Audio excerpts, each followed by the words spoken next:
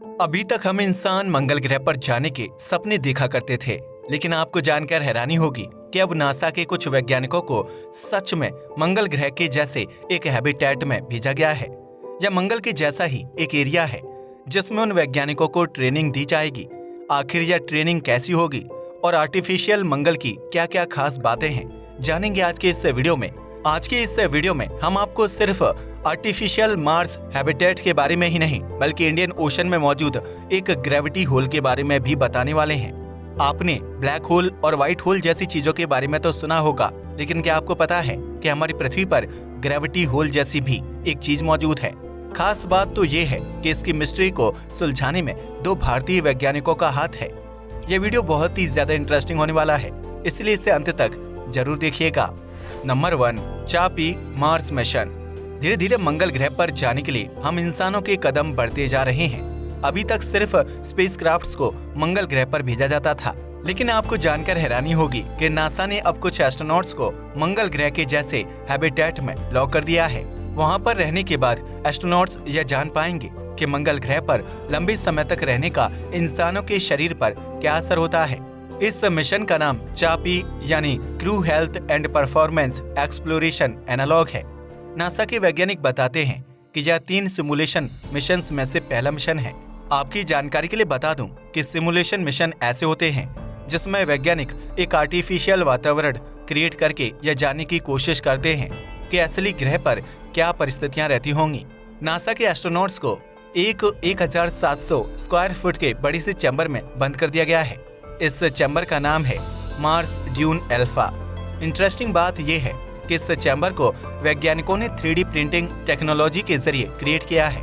जिस तरह हम नॉर्मल प्रिंटर का इस्तेमाल करके कागज पर चीजों को प्रिंट करते हैं, वैसे ही 3D प्रिंटर का इस्तेमाल करके वैज्ञानिक 3D चीजों को क्रिएट कर लेते हैं। इस चैम्बर में एस्ट्रोनॉट्स अपनी हर काम को परफॉर्म कर पाएंगे और उन्हें इसके अंदर करीब 1 साल तक सरवाइव करना पड़ेगा। चापी मिशन के प्रिंसिपल इन्वेस्टिगेटर बताते हैं कि इस मिशन को करने से वैज्ञानिकों को यह पता चल पाएगा कि मंगल ग्रह पर लंबे समय पर रहने की वजह से इंसानों की फिजिकल और कॉग्निटिव परफॉर्मेंस में क्या बदलाव आते हैं। इन बदलावों को जानने के बाद वैज्ञानिक इन्हें रोकने और कंट्रोल करने की कोशिश करेंगे, ताकि जब ऐसे किसी मिशन को असलियत में किया जाए तो एस्ट्रोनॉट्स को कोई भी दिक्कत ना हो। इस मिशन को बहुत बारीकी से डिजाइन किया गया है, जिस वजह से इसमें पार्टिसिपेट करने वाले एस्ट्रोनॉट्स को बहुत सारी दिक्कतों का सामना करना पड़ेगा। अगर उन एस्ट्रोनॉट को बाहरी दुनिया से कम्युनिकेट करना है तो उन्हें टाइम डिले का सामना करना पड़ेगा। अगर आपको नहीं पता तो बता दूं कि अगर आप पृथ्वी पर बैठे बैठे मंगल ग्रह पर किसी मैसेज को सेंड करने की कोशिश करते हैं तो उस मैसेज को सेंड होने में करीब 22 मिनट का समय लगता है। ऐसा मंगल और पृथ्वी के बीच की दूरी की वजह से होता है। पृथ्वी पर बनाए गए इस आर्टिफिशियल हैबिटेट में भी एस्ट्रोनॉट्स को इसी 22 मिनट के टाइम डिले का सामना करना पड़ेगा। इसके अलावा क्रू को फ्रीज ड्राइड खाना खाना पड़ेगा और चीजों को बिल्कुल ऐसे हैंडल करना पड़ेगा जैसे वह सच में मंगल ग्रह पर ही है। वैज्ञानिक बताते हैं कि जब हम पहली बार मंगल ग्रह पर जाएंगे तो वहाँ पर खाना उगाना और बनाना दोनों ही बहुत कठिन बात होगी। इसी चीज को हैंडल करने के लिए एस्ट्रोनॉट्स जमे हुए खाने को ले जाएंगे जो बहुत लंबे समय तक फ्रेश रहेगा। मार्स ड्यून अल्फा के अंदर ही एक मेडिकल स्टेशन भी मौजूद है, जहां एस्ट्रोनॉट्स की सीरियस हेल्थ कंडीशंस का इलाज किया जाएगा। हालांकि एस्ट्रोनॉट को छोटी मोटी हेल्थ से जुड़ी दिक्कतों का सामना खुद ही करना पड़ेगा। इसके अलावा नासा ने इन एस्ट्रोनॉट के लिए कुछ सरप्राइज चैलेंजेस भी प्लान किए हुए हैं।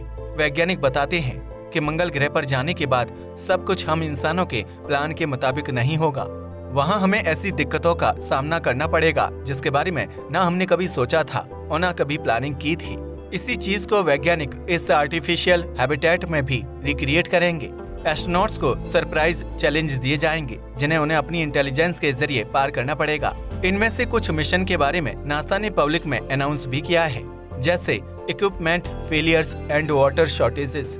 अब मंगल ग्रह की हर चीज को इस आर्टिफिशियल चैम्बर में रिप्लिकेट करना पॉसिबल नहीं है। फॉर एग्जाम्पल, वैज्ञानिक मंगल ग्रह की ग्रेविटी को यहाँ पर रिक्रिएट नहीं कर सकते हैं। अगर वे ऐसा करते तो उन्हें बाकी बहुत सारी इंपॉर्टेंट चीजों को मिशन से हटाना पड़ेगा। यह चापी एक पहला ऐसा मिशन है जिसमें इंसानों को मंगल ग्रह पर रहने की ट्रेनिंग दी जा रही है। इसके बाद चापी 2 को 2025 में और चापी 3 को 2026 में किया जाएगा। Number 2, Saturn's bright rings. शनि ग्रह हमारे सौरमंडल का छठा प्लैनेट है और ये बहुत सारी चीजों के लिए फेमस है। सबसे पहली बात तो ये हमारे सौरमंडल का दूसरा सबसे विशाल प्लैनेट है। शनि ग्रह के पास पूरे सौरमंडल के मुकाबले सबसे ज्यादा चांद हैं और हाल ही में ढूंढे गए नए चांदों की वजह से अब इनकी संख्या 145 हो गई है। इन सब चीजों के साथ साथ शनि ग्रह के पास एक बहुत ही बड़ा रिंग सिस्टम है, जिस वजह से इसे सौरमंडल का सबसे खूबसूरत ग्रह भी माना जाता है। नासा द्वारा लॉन्च किए गए जेम्स वेब टेलीस्कोप ने 25 जून को शनि ग्रह की कुछ तस्वीरें साझा की। वैज्ञानिकों ने पहली बार शनि ग्रह को इस रूप में देखा है और जैसा कि आप इस तस्वीर में ही देख सकते हैं कि यह कितना ज्यादा यूनिक लग रहा है। शनि ग्रह के ऐसा दिखने के पीछे का कारण जेम्स वेब में लगा हुआ NIR कैम है।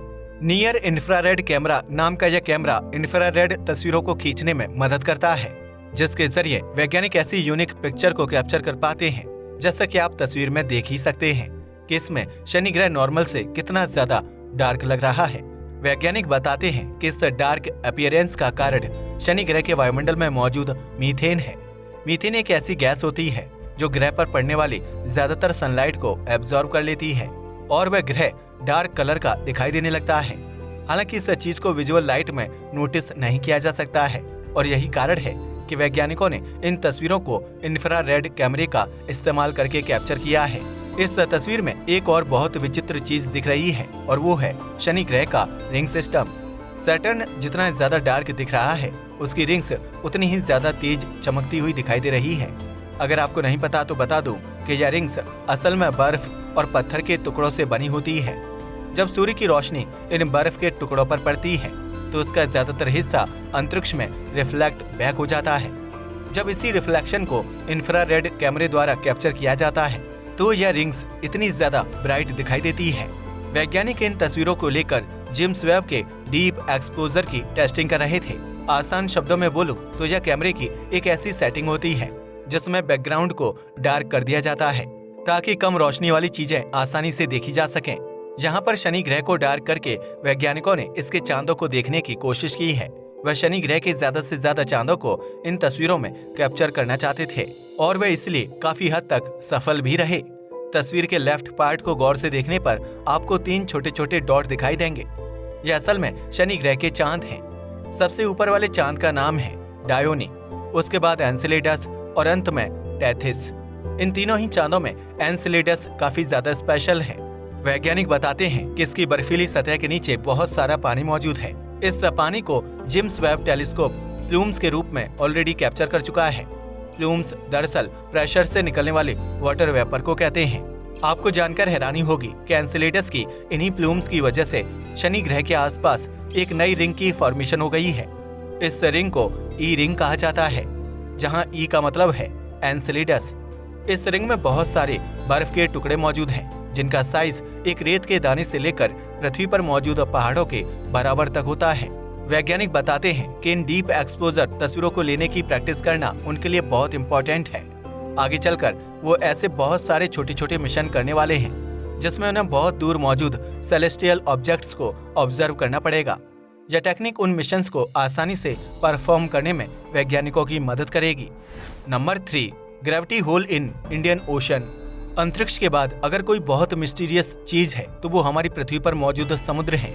रिसर्च के मुताबिक अभी तक हम इंसानों ने समुद्र का मात्र 5% हिस्सा ही एक्सप्लोर किया है और बाकी का 95% हिस्सा और उसमें मौजूद जीव जंतु अभी भी हमारे लिए मिस्ट्री बने हुए हैं। हाल ही में 2 भारतीय वैज्ञानिकों ने इंडियन ओशन में मौजूद जियोइड के कारण को खोज निकाला है।